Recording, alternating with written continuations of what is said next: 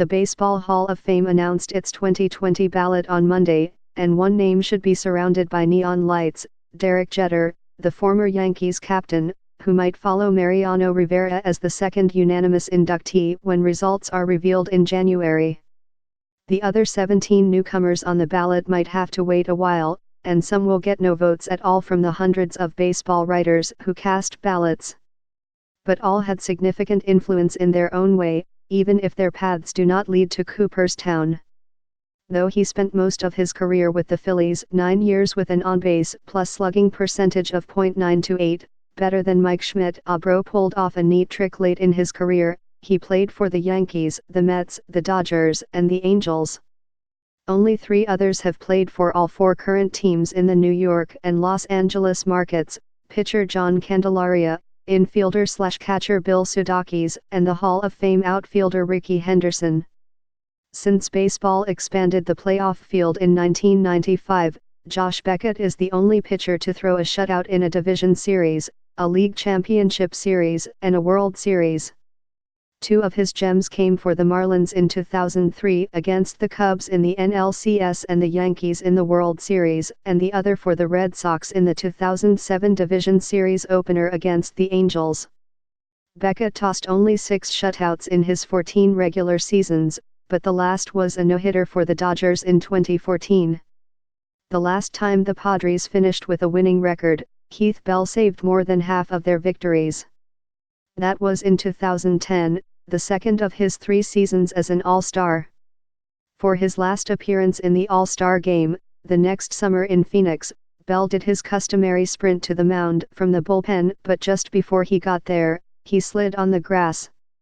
Breathing heavily, with a grass stain and a small tear on his pants, Bell retired Johnny Peralta on a pop-up. "I got to do something at the All-Star game that nobody's ever done before," Bell said later. "I really wanted to have a good time." The Yankees' dynasty hung in the balance before the decisive game of their 2000 Division Series in Oakland. They had won 3 of the last 4 World Series, but the young A's were ascending. "They've won enough times," Eric Chavez said of the Yankees in a news conference before Game 5. "It's time for some other people to have some glory." Chavez didn't know it, but a live feed of his interview was playing on the Coliseum scoreboard while the Yankees took batting practice, and they noticed. The Yankees would score 6 times in the first inning and win, 7-5, with Chavez making the final out. "You can't beat us with your mouth," Derek Jeter said after the game. "You have to beat us on the field." All was forgiven a decade later. The Yankees signed Chavez after the 2010 season, and he helped them win 2 division titles. On August 10, 2004, Adam Dunn swung a bat in Ohio and hit a ball to Kentucky. Dunn, a supersized slugger for the Reds, launched a 535-foot rocket over a center field deck at Great American Ballpark.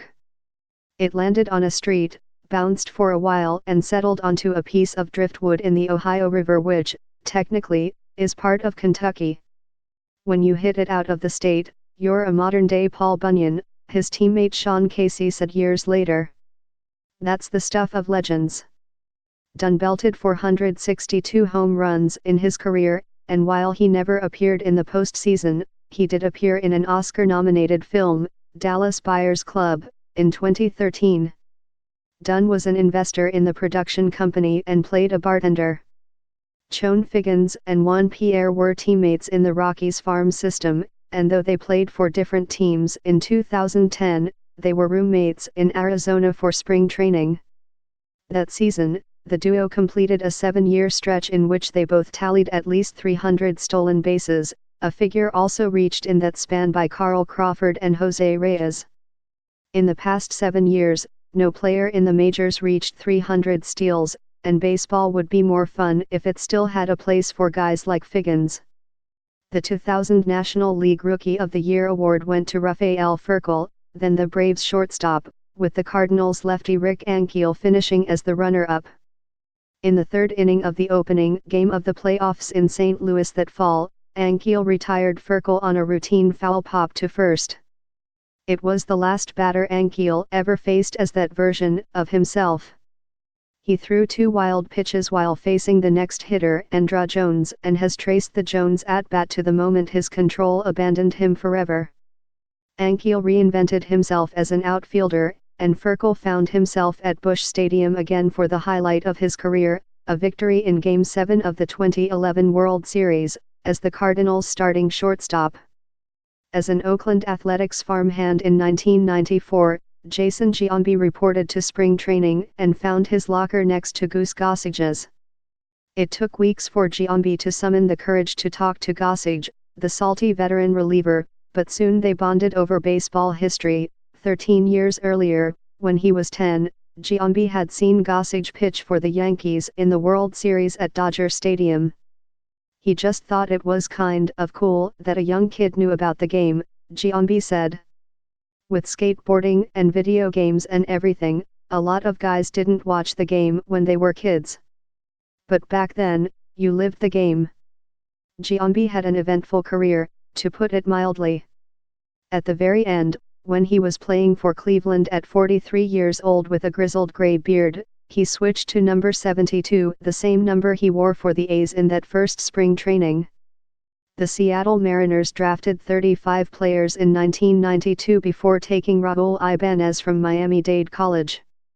He clawed his way to the majors, even playing catcher for a while, but was so lost in a crowd of sluggers that his manager at the time, Lou Piniella, though fluent in Spanish, called him Ibanez instead of Ibanez. 3 years in Kansas City established Ibanez as an everyday player, though, and he stayed in the majors through 2014. Ibanez now works in the Dodgers front office and would make an excellent manager if he ever wants that job. He is one of the most respected and genuine people in the game. Paul Konerko hit a grand slam in the World Series and made the final putout to end a perfect game. He set the total bases record for the White Sox, who retired his number 14 and built him a statue. Konerko was not fast and was not a great fielder, so Baseball Reference credits him with just 27.7 wins above replacement, fewer than Von Hayes, Martin Prado, and Rondell White. But never mind that, his was an extraordinary career that inspired the Mets' Pete Alonso, himself a right-handed, slugging first baseman. The way that he was clutch and was such a great leader and did everything the right way, that's someone who I wanted to be like, Alonso said during the summer. He had a fantastic career, and I think he's a Hall of Famer. The same pitcher won the first regular season and World Series games at Yankee Stadium, and it wasn't even a Yankee. It was Cliff Lee, who beat CC Sabathia to open the park in April 2009 as a member of the Indians, then did it again that October as a member of the Phillies. Lee was a study in efficiency. He led the majors 4 times in fewest walks per 9 innings, and on April 18, 2012, he issued no walks in 10 innings for the Phillies in a no decision against the Giants.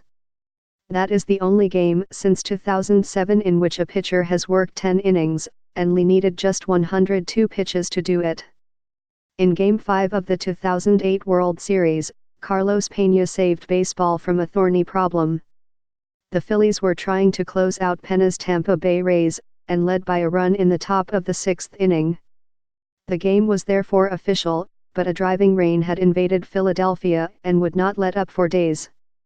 At the time, in a monumental oversight, there was no rule that said postseason games must be played to their completion. Could the Phillies actually win the World Series in a rain-shortened clincher? Commissioner Bud Selig said he would not have allowed that, but, luckily, he never had to make the decision. With 2 outs, Peña singled home the tying run, and the game was mercifully suspended. The Phillies won 2 nights later in crisp, clear weather delivered to them by a rival.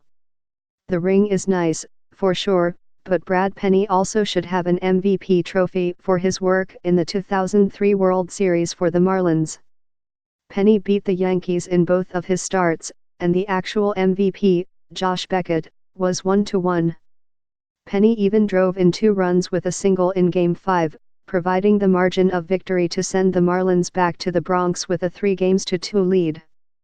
Beckett whirled a shutout on short rest in Game 6, but Penny, a towering right-hander who would later start an all-star game for the Dodgers, deserved better. How badly did the Mets want J.J. Putz at the 2008 winter meetings? They traded 7 players in exchange for him and 2 others in a wild 3-team deal with Seattle and Cleveland.